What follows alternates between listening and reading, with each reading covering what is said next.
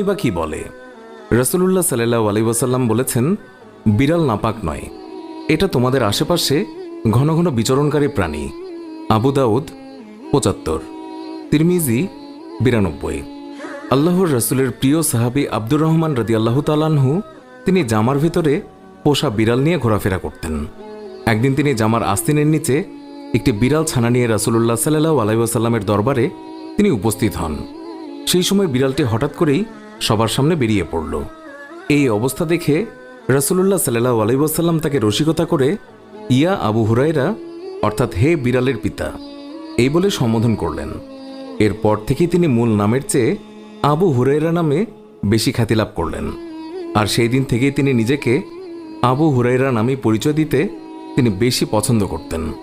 আল্লাহর রাসূল সাল্লাল্লাহু আলাইহি ওয়াসাল্লাম তিনি যখন ওযু করতেন তখন নিজের ওযুর পাত্র থেকে বিড়ালকে